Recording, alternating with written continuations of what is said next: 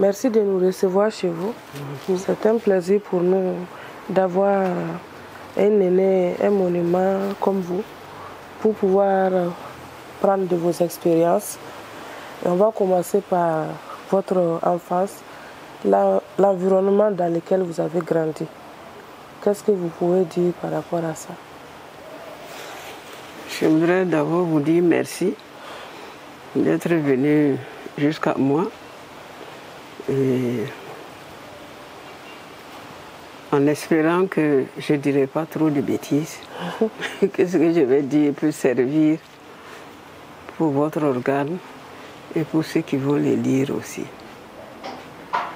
S'agissant de mon enfance, c'est vrai que j'en parle dans les livres. Je suis née, comme on l'a dit, à la frontière avec le Mali, dans une famille de catéchistes. Mon papa fait partie des premiers catéchistes de la zone là-bas. Et je suis née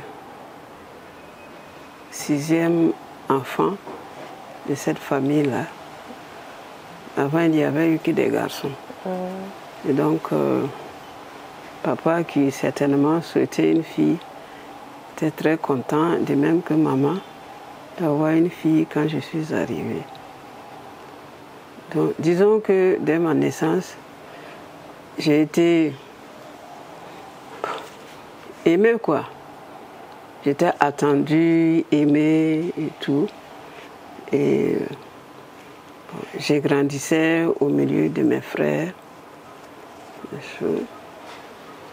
J'ai une petite sœur quelques années après qui est morte très tôt.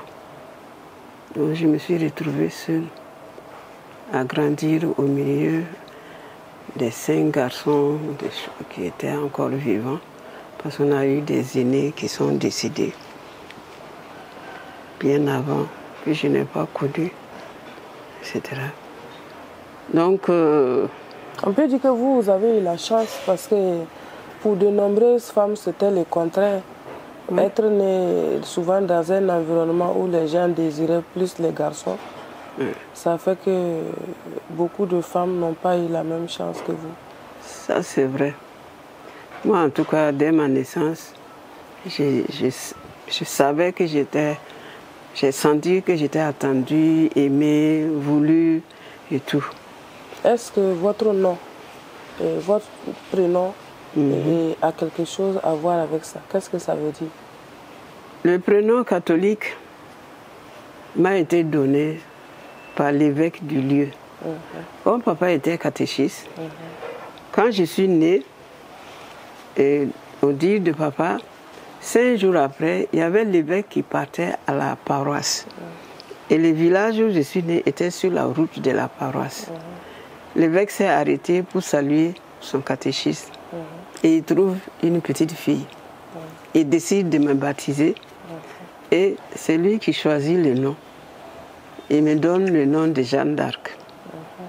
C'est un bon français. Bon. Mais papa n'a pas voulu inscrire les d'Arc sur mon acte de naissance. Il a simplement inscrit Jeanne. En tant que catéchiste, papa ne donnait que des noms chrétiens, catholiques. Mais il avait une grande sœur. Et c'est elle n'était pas catholique, elle est restée traditionnelle. Elle a tenu à donner à chacun de nous un nom traditionnel. Et comme j'étais la seule fille, et notre village est logé dans des collines, dans des rochers. Donc elle a décidé de me donner le prénom femme des rochers ou fille des rochers. Voilà ce que signifie Bohan.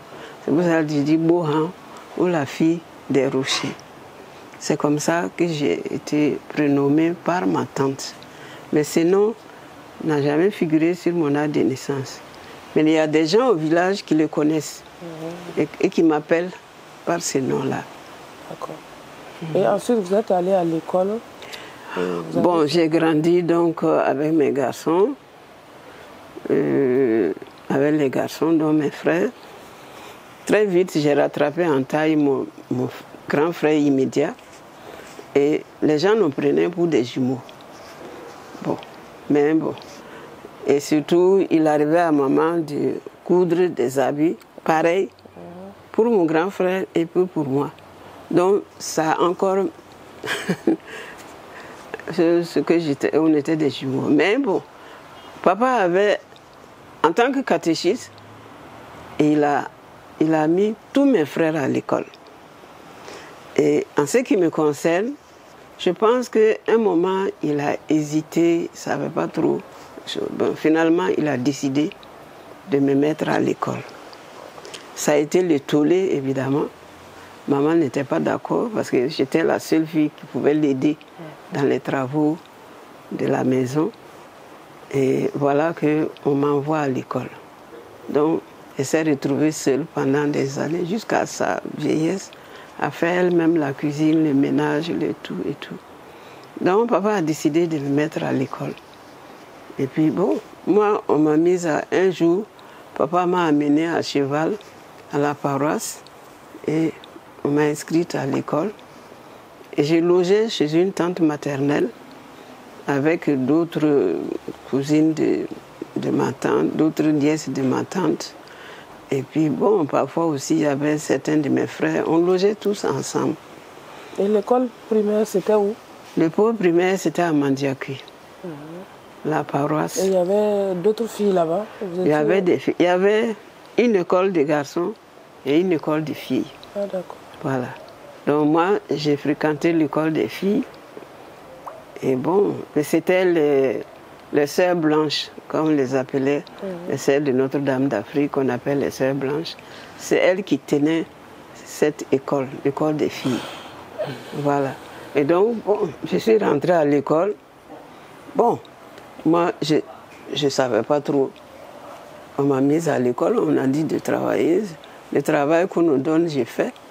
Et puis bon, mais je n'avais aucune idée de où ça pouvait m'amener, qu'est-ce que ça pouvait me rapporter. J'allais à l'école, bon, je suivais, comme tout le monde. Mais ce n'était pas facile parce que là où je logeais, je n'avais plus le même sentiment de quelqu'un d'accepter, aimer et tout. Et puis bon, le repas, c'était pas évident.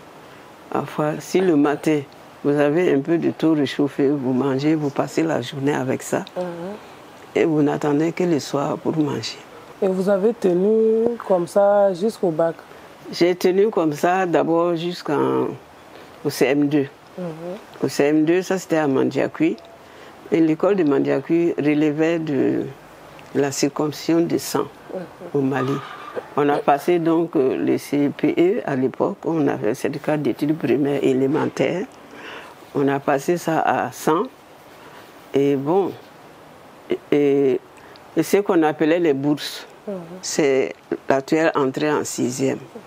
Moi, j'ai réussi au CPE, mais j'ai échoué aux bourses. Et bon, les sœurs ne savaient pas pourquoi me faire redoubler, puisque elles trouvaient que j'étais une excellente élève. Elles n'ont pas compris pourquoi je n'ai pas réussi aux bourses. Donc, elles n'ont pas voulu que je redouble le CM2, parce que pour elles, ça ne servait à rien. Donc, à la rentrée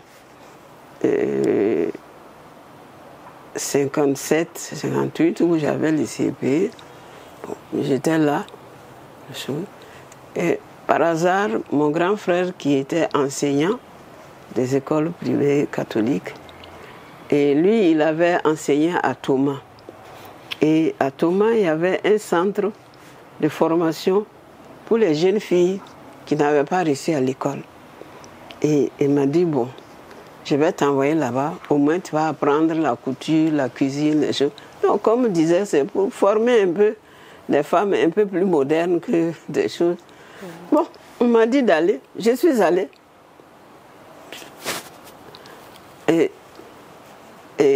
on avait donc, on était 5 ou 6 là, et on avait des cours à part, puisqu'il y avait la cuisine, la couture, les choses, alors que le CM2 normal, il n'avait que les cours.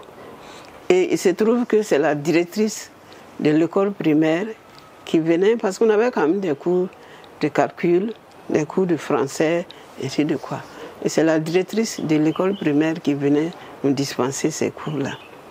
Au bout d'1 mois, elle m'appelle dans son bureau. Elle me dit, Jeanne, qu'est-ce que tu fais ici? Je dis, je ne sais pas. Tu as déjà redoublé les CM2? J'ai dit non. Mais comment ça? Et à la rentrée de janvier, elle a décidé de me transférer au CM2 pour que je reprenne l'entrée en 6e. Donc, j'ai repris le CM2 et à la fin de l'année, j'ai réussi à l'entrée en 6e. Et là, on m'a envoyé à l'école Tounouma Filles à Bobo pour le premier cycle du secondaire. Donc j'ai suivi là-bas jusqu'en 3e. J'ai réussi au BEPC et on était 4 de Tounouma qu'on a envoyés à Kolonaba pour le second cycle. Ils sont venus. Là aussi, c'était un autre milieu, parce qu'à Bobo, on parlait du Djoula, et j'avais des parents qui parlaient ma langue. Mais on arrive à Ouaga ici, on ne connaît personne. C'était en quelle année? On est arrivé en 62 ici, à Ouaga, à Kolonaba, pour la seconde. Et l'internat? Internat. Tout internat. Depuis la 6e, c'est internat.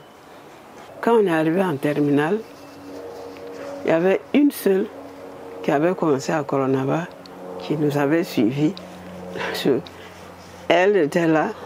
Nous, les 4 qui sommes venus de Tounouma, celle qui a commencé à Kolonaba, plus une redoublante de Kolonaba. Donc, on était 6 filles en terminale. Parce qu'à l'époque, il y avait le probatoire. Je ne sais pas si vous en avez entendu parler. On le passait en fin première. Et on a passé le probatoire. Et c'est grâce à la physique-chimie que j'ai réussi au probatoire. Parce que je me suis sortie avec un 18 en physique-chimie. Donc, ça m'a permis de passer le probatoire haut les mains et de passer en terminale. Et en terminale, bon, c'est la philosophie, c'est un frère des écoles chrétiennes qu'ils ont attrapé, qui venait nous faire la philosophie à Kolonaba. Et c'est comme ça qu'on est parti au bac. Et puis, on a toutes réussi, sauf une qui a échoué. C'était quelle série? Série, on l'appelait ça la série D à l'époque. Mais quand j'allais déjà au bac, à partir de la 4e, bon, j'avais rencontré quelqu'un dans le scoutisme. Bon, et on avait commencé à se fréquenter. Et donc, à la fin on avait décidé de nous marier à la fin de la terminale. Donc, quand j'ai réussi au bac, en fin juin, en juillet, on s'est mariés, le 3 juillet 65. Et puis bon, voilà. Lui, il était à l'université d'Abidjan.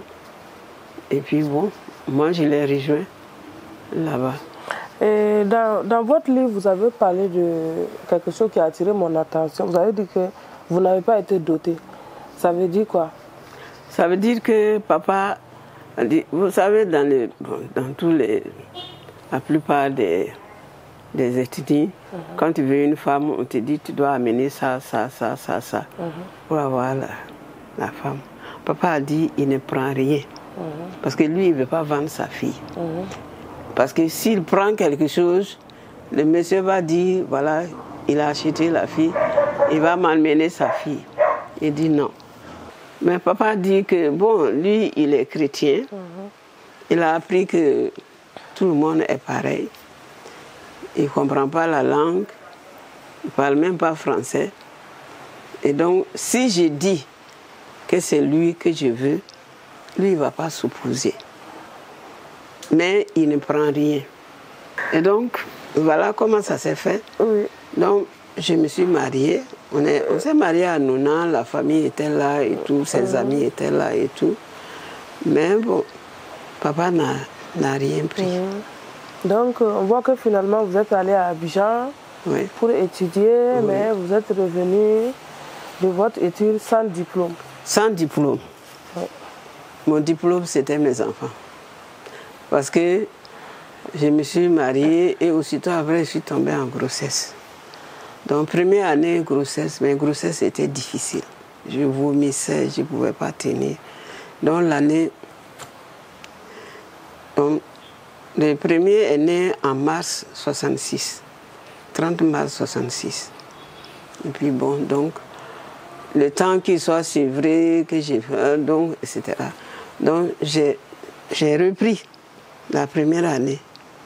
Et puis, paf, une autre grossesse. Les problèmes ont recommencé. Donc, je termine l'année bredouille. Est-ce que ça, c'est quelque chose qui est resté comme quelque chose d'inachevé pour vous? Pour moi, oui.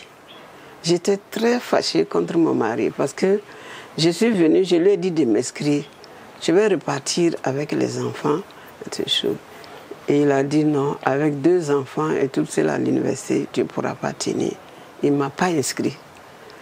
Mais ça m'a resté. Et pendant longtemps, ça m'a travaillé. Et puis je me suis dit, bon, après tout. Est-ce que ça a fait l'objet de conflits ou de... Ça a fait l'objet de conflits au début, vraiment. Ça a fait l'objet de conflits. Mais après, je me suis dit, bon, c'est fait, ça ne sert à rien. Accepte ça. C'est ça la volonté de Dieu. Et puis c'est comme ça, je me suis mise dans l'enseignement au collège Toulouman-Fille où j'avais fait le premier cycle. Je me suis retrouvée enseignante là-bas. Lui, il enseignait au collège de la salle de Bobo. Donc, au fur et à mesure que le temps passait, j'ai laissé, j'ai oublié. Aujourd'hui, je dis, en fait, je n'ai rien à regretter. Je n'ai pas de diplôme universitaire, mais bon, j'ai pu faire mon chemin. J'ai eu à suivre des formations.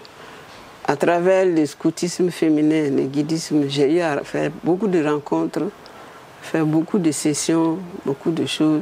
Donc, si vous voulez, ça a comblé un peu, parce que beaucoup de gens, quand ils me voient, ils croient que j'ai un doctorat ou que j'ai rien, même pas la licence, rien du tout. Moi, mais j'ai eu la chance d'avoir milité dans le scoutisme, d'avoir fait beaucoup de rencontres, d'avoir eu à faire beaucoup de séminaires. Et même quand j'ai commencé à travailler, j'ai eu à faire beaucoup de séminaires, à participer à beaucoup de séminaires et tout et tout. Donc, j'encaissais, je prenais les choses que... Donc, on voit que vous vous êtes retrouvée enseignante, je ne dirais pas malgré vous, mais en tout cas enseignante. Qu'est-ce qui était exaltant finalement dans ce métier? Comme j'enseignais chez des filles, et à l'époque, je n'étais pas très âgée, je n'étais pas grosse, les gens me confondaient facilement avec mes élèves. Donc je m'attendais bien avec les élèves. J'avais plaisir à les rencontrer, à dispenser les cours de français et tout et tout. Donc, et elle n'hésitait pas à venir me voir, on causait. Donc, bon, je me suis très vite, prise des choses, je ne peux pas dire d'amour, mais en tout cas, j'ai trouvé que c'était intéressant d'enseigner, surtout au niveau des filles. Finalement, vous vous êtes retrouvés entre-temps dans le gouvernement pour assurer la fonction de secrétaire d'État à l'éducation. Oui. Qu'est-ce qui vous a conduit à là? Pensez-vous que c'est la rigueur, malgré le fait que vous n'avez pas une licence, vous vous retrouvez assez haut niveau de responsabilité? Qu'est-ce qui a milité en votre faveur? Je n'en sais rien, ma fille. Ce qui est sûr, Moi, j'étais déjà à la retraite. Parce que je devais aller à la retraite en 98. J'ai eu mon arrêté de mise à la retraite. Mais en même temps, j'ai eu un autre arrêté de réquisition pour 2 ans. Donc, on m'a réquisitionné 2 ans. J'étais conseiller technique du ministre de l'Éducation nationale. Quand la date de réquisition est arrivée, on m'a libéré. Donc, je suis venue. Et j'ai amené mes livres. Et ici, il y avait ma bibliothèque. Un samedi, j'ai dit, bon, je vais mettre de l'ordre dans mes livres. Parce que je vais faire de la consultation. Si je ne mets pas de l'ordre dans ma bibliothèque, quand je vais vouloir consulter les livres, je ne vais pas m'en sortir. Donc, samedi après-midi, j'étais en train de faire ça. Avec mon garçon, les choses. Mon téléphone sonne. J'avais un fixe à la maison. J'ai dit au garçon d'aller prendre. Il va prendre qu'on te cherche. Je vais prendre le téléphone. J'ai dit bonsoir. Bonsoir. Grande sœur, tu es où? J'ai dit où? Un samedi après-midi. Vous pensez que je puisse être où? Je suis chez moi. Oui, mais on vous cherche. Je dis c'est qui d'abord? Ah bon, grande sœur, vous ne reconnaissez pas ma voix? En ce moment, je reconnais. C'était la voix de Salif Diallo. Salif Diallo. L'ancien ministre d'État là. Oui, c'est moi, c'est moi. Le premier ministre te cherche. Appelle-le à tel numéro. Crac. Il raccroche. Aïe, j'ai dit, ça veut dire quoi ça? Qu'est-ce que j'ai fait? En fait, c'est ce qui est venu à ma tête. Hein. Qu'est-ce que j'ai pu bien faire? J'ai appelé une de mes filles. J'ai dit, Haya, on me convoque chez le Premier ministre. Je ne sais pas ce que j'ai fait. Si je reviens, c'est ça. Si je ne reviens pas aussi, vous savez ce qui est arrivé. Donc, à l'heure dite, je suis allée à son cabinet et je trouve son protocole. Il avait dit à son protocole, si elle arrive de m'attendre, je ne vais pas tarder. Donc, il me fait m'asseoir. Puis le Premier ministre arrive. C'était Paramanga Ernest Joly. Il vient et salue. Alors, Madame Sommet, ça va? J'ai dit, oui, ça va. Mais on me dit que vous allez à la retraite. J'ai dit, je suis à la retraite. Mais on dirait que vos retraites vous va bien. Je suis très bien dans ma retraite, monsieur le Premier ministre. Et puis on se met à parler de tout et de rien. Après, il me dit, bon, bref, venons aux choses sérieuses. Je dis, ah. Il me dit, oui, on veut créer un secrétariat dédié à l'alphabétisation. Tout le monde nous dit, si vous voulez quelqu'un qui va bien faire le travail, prenez Madame Sommet. Je le regarde comme ça, je dis, monsieur le Premier ministre, ça me dit quoi, tout le monde? Non, non, je ne te flatte pas, hein. C'est vrai.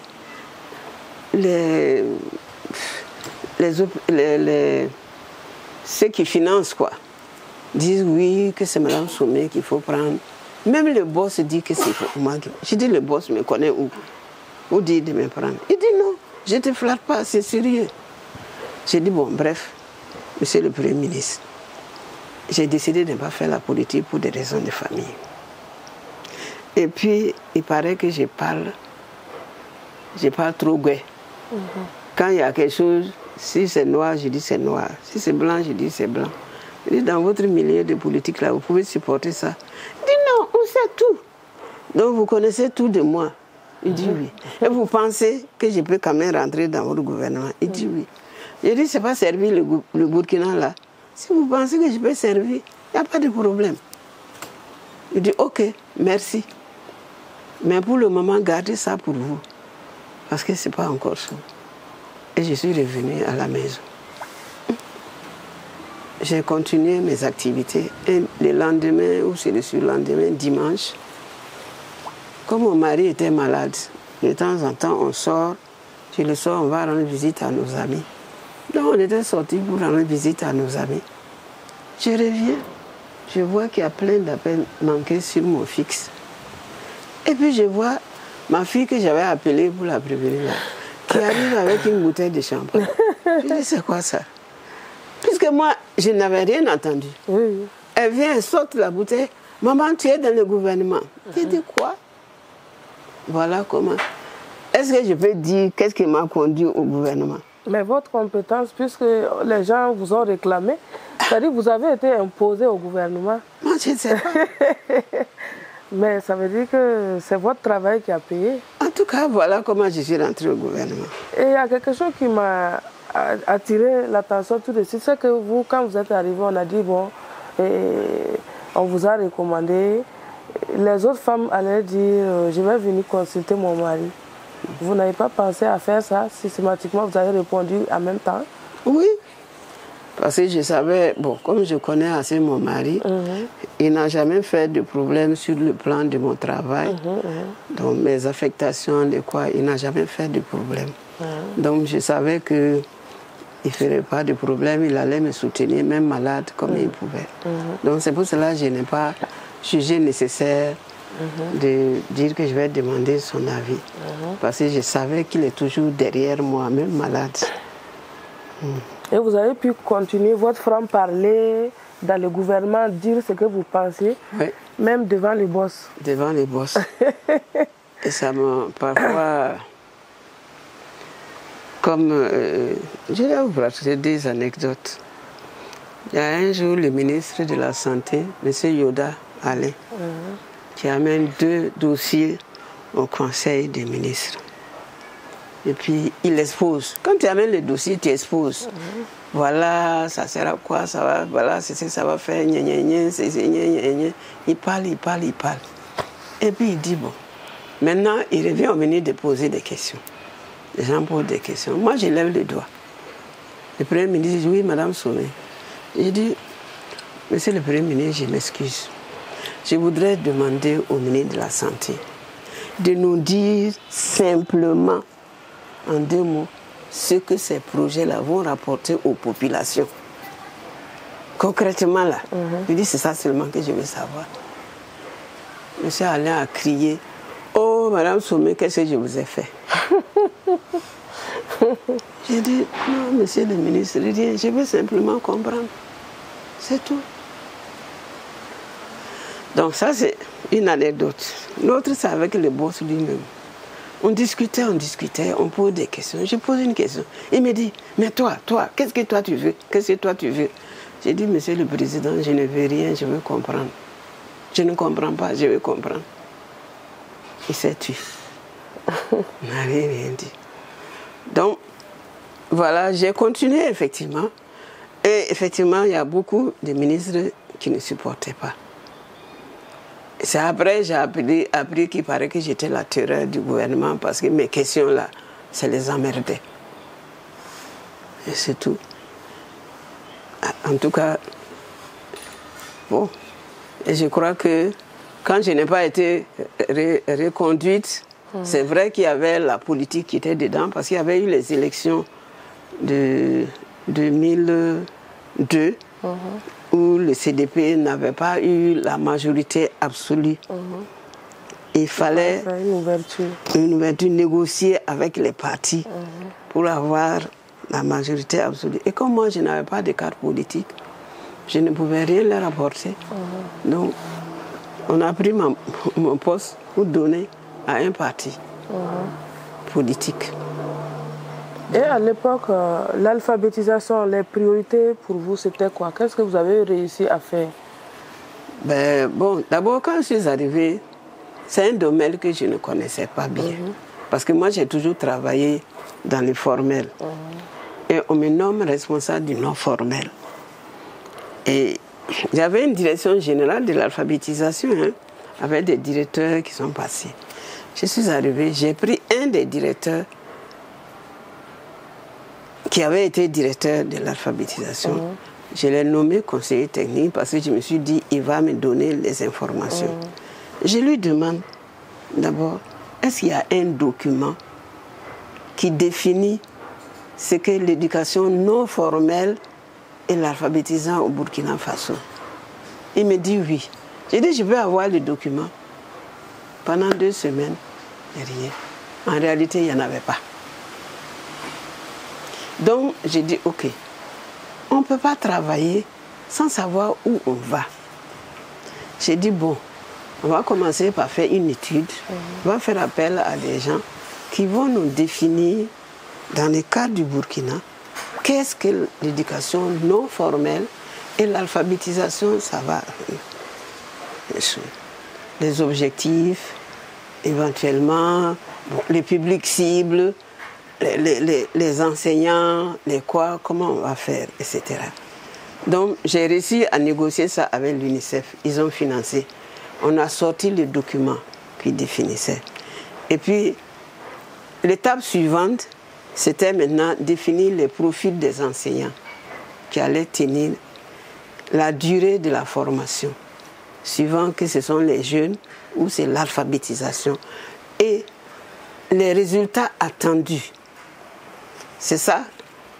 Ma deuxième préoccupation, c'était d'arriver à ça. Et c'est dans ça que j'étais quand il y a eu les élections et on a remanié le gouvernement.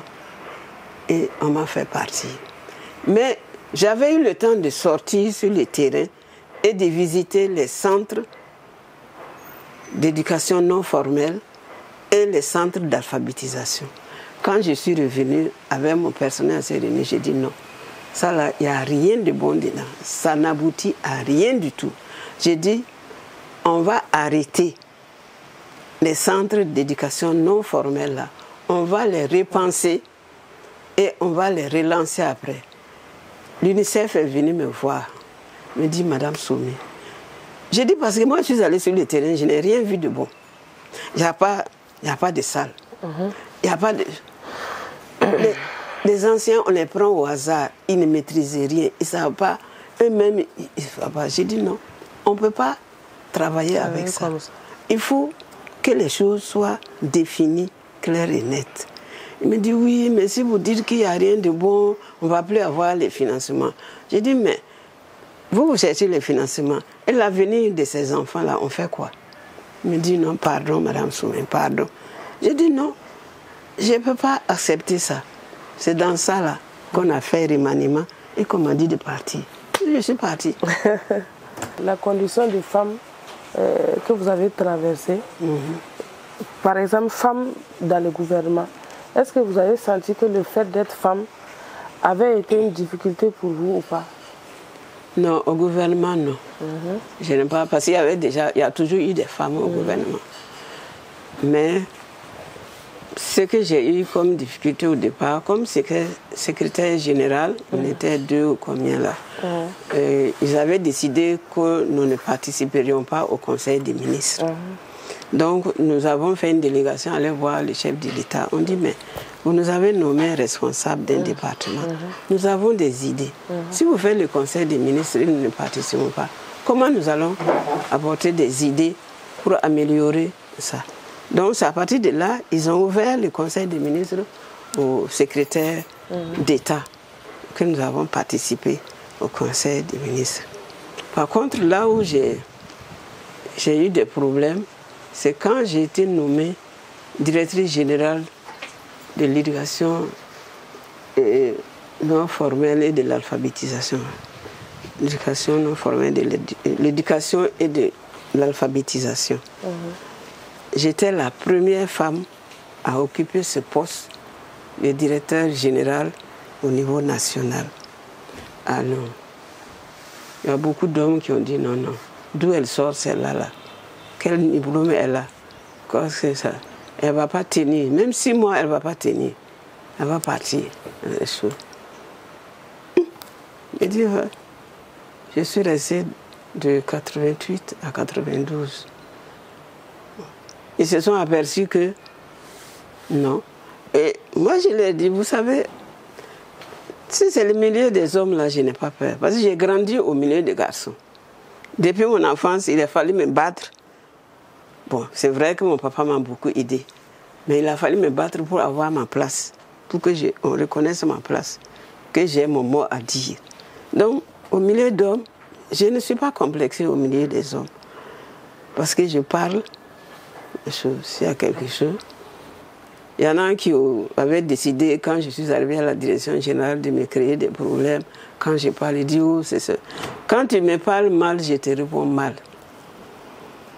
Au bout d'1 an ou de 2 ans, chacun est rentré dans les rangs. Il y avait un là qui me fatiguait, qui ne voulait pas de choses. Au bout de 2 ans, si le ministre dit au secrétaire général, appelle tel inspecteur, dis-lui de faire telle chose. Dès que le secrétaire général appelle, il m'appelle. Il dit, madame la directrice, on m'a appelé de faire telle chose. Est-ce que vous êtes au courant? J'ai le malheur de dire que je ne suis pas au courant. Il dit, il ne fait pas. Parce qu'ils disent que eux, leur responsable au niveau national, c'est la directrice générale. Tout ce qui ne passe pas par elle, là, on ne fait pas. Quand j'ai compris ça, là, je leur ai dit, quand ils m'appellent, j'ai dit oui. Même si je ne suis pas au courant, j'ai dit oui. Faites. Donc, ça dit, tu es femme, mais quand on te donne une responsabilité, tu gères avec ta sensibilité de femme. Mais au niveau de la compétence, là, il faut que les gens sentent que tu maîtrises ta chose. Et que sur ce plan-là, on ne peut pas te piétiner. Si tu n'arrives pas à montrer que tu maîtrises et que tu n'as pas peur, c'est foutu. Et je pense que la plupart des femmes qui ont des problèmes là, il y a la peur de se retrouver au milieu des hommes. Et souvent, il n'y a pas toujours la compétence.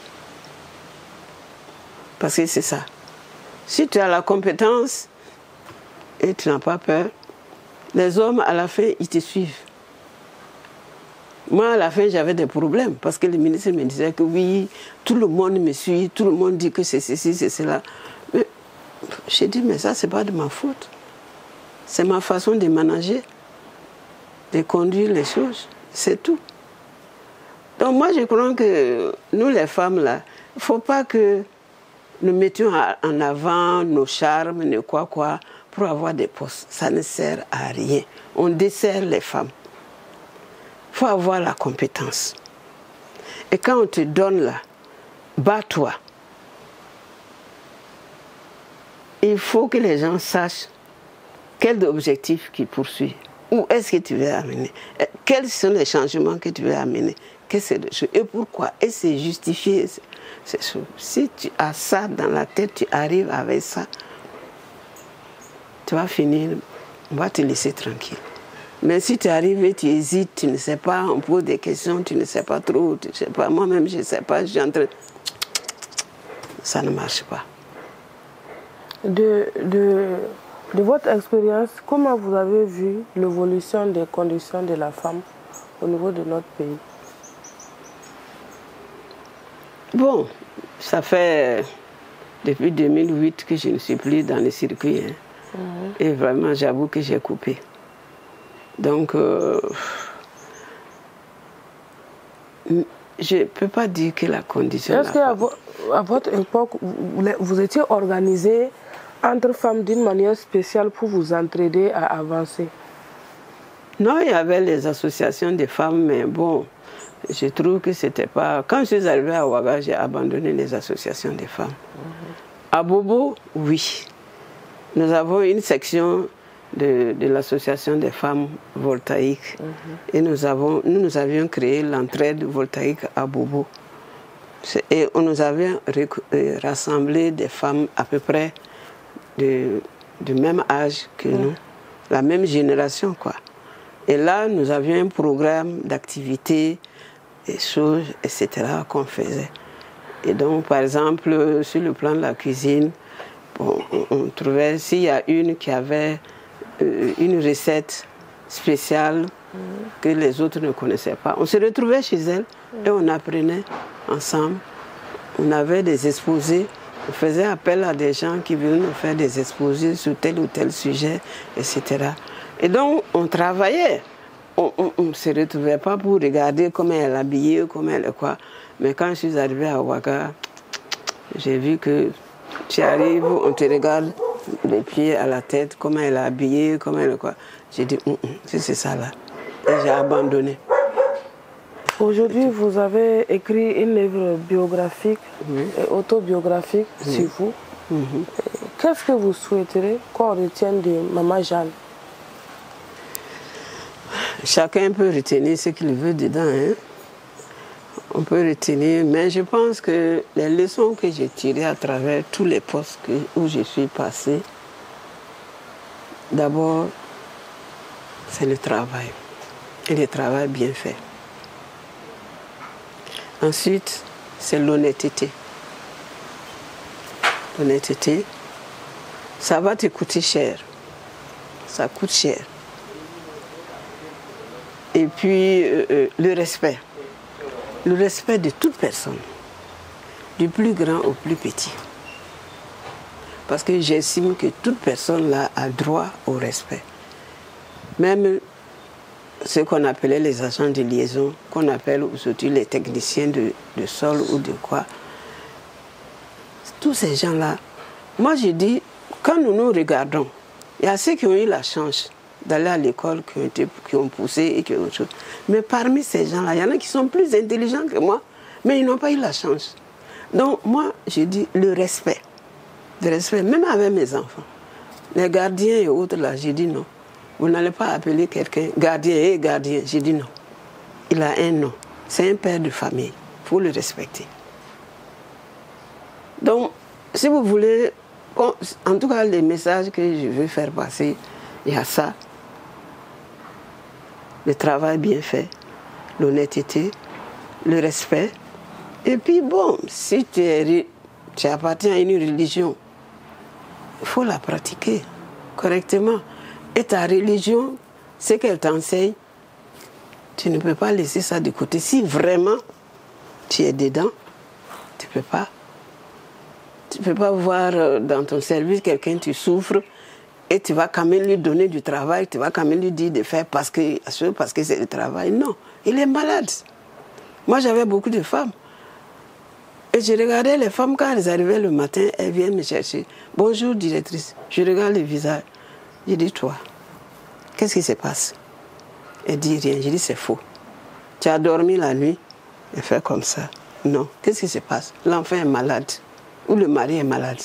Je dis, l'enfant est malade, le mari est malade. Et tu viens faire quoi? Au bureau. Tu peux travailler avec un enfant malade à la maison? Allez, retourne. Elle va t'occuper de l'enfant malade et du mari malade. Quand ça ira mieux, tu viendras.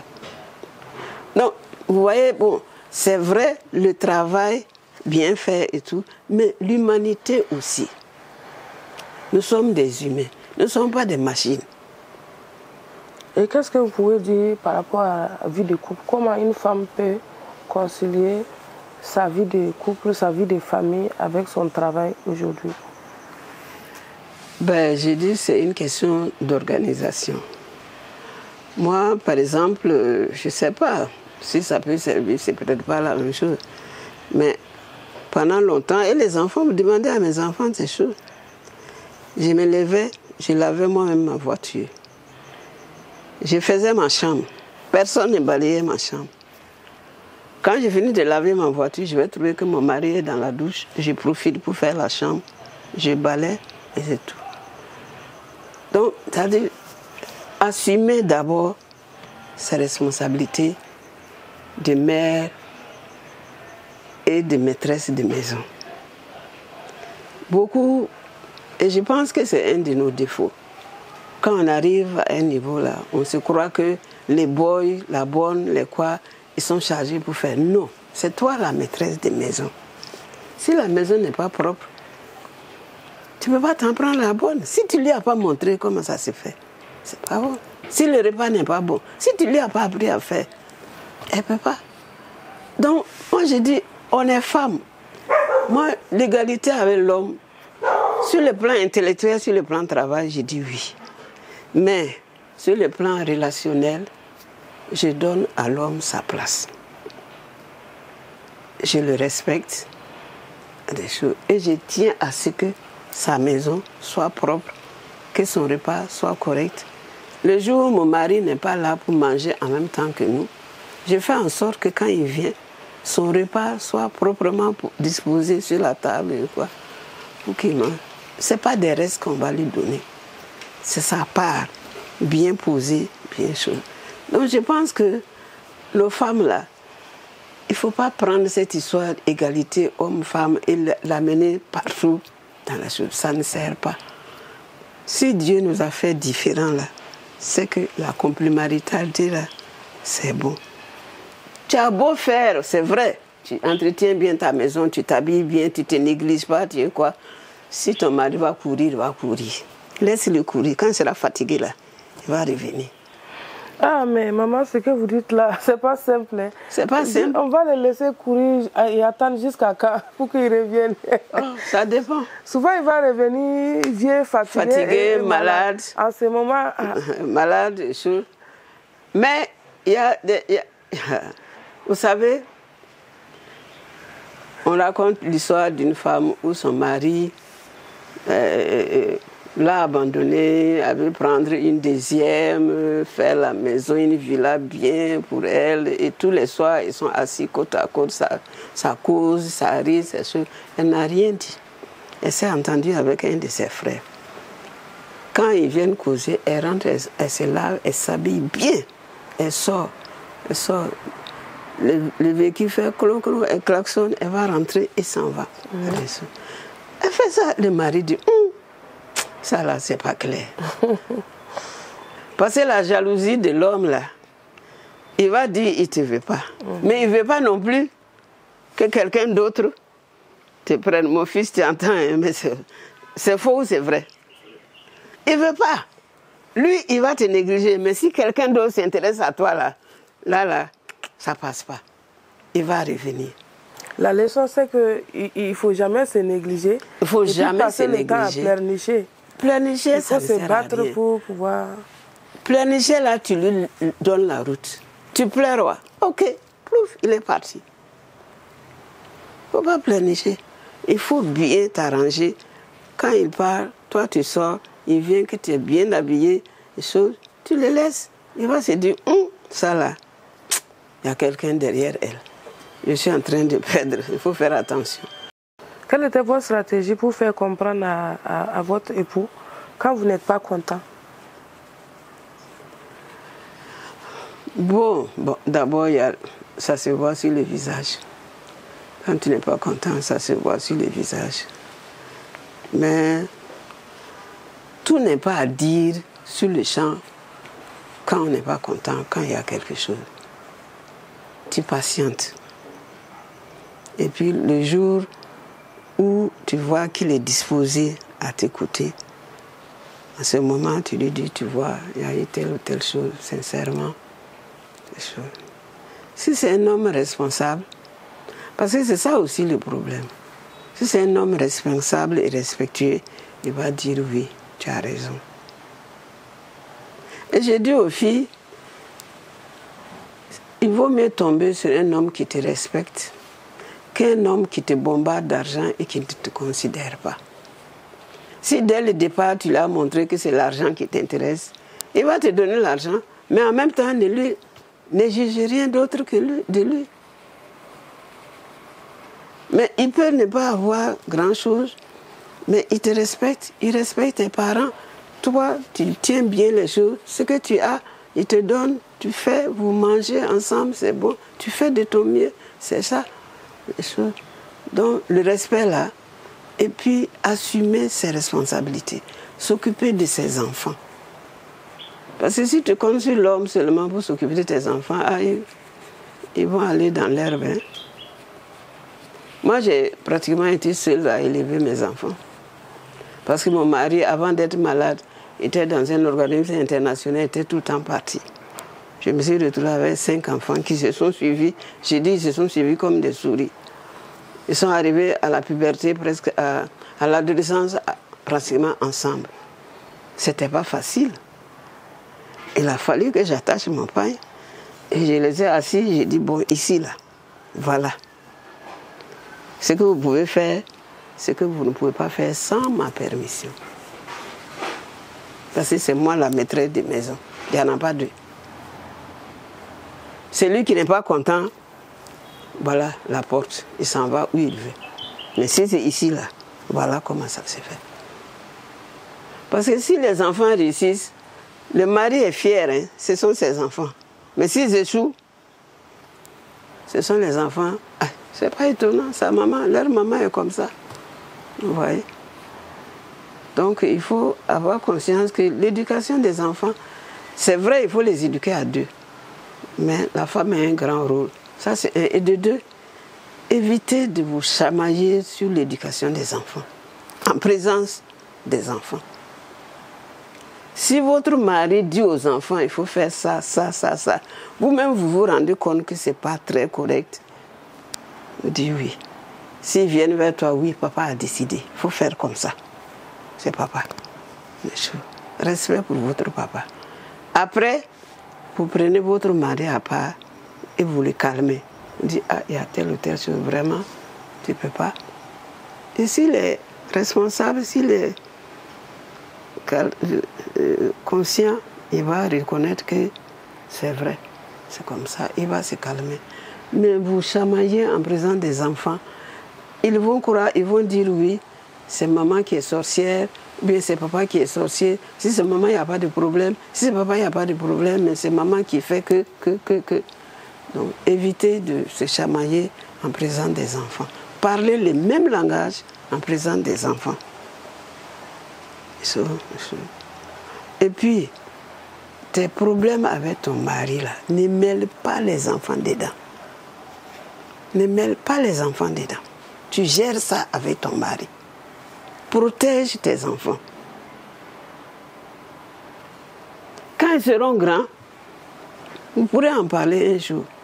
Mais quand ils sont en train de grandir, là, tes problèmes avec tes enfants, là, garde-les pour toi. Ne fais pas en sorte que les enfants soient au courant pour prendre parti pour toi ou bien pour le mari. C'est sûr. Je pense que ça aussi, c'est important. En tout cas, merci beaucoup, maman, de vous être prêtée à nos questions. Ça a été vraiment exaltant pour nous. On a beaucoup appris de vous et on vous remercie. On espère que Dieu va vous donner encore une longue vie pour rester pendant longtemps à nos côtés et qu'on va revenir pour fêter vos 90 ans.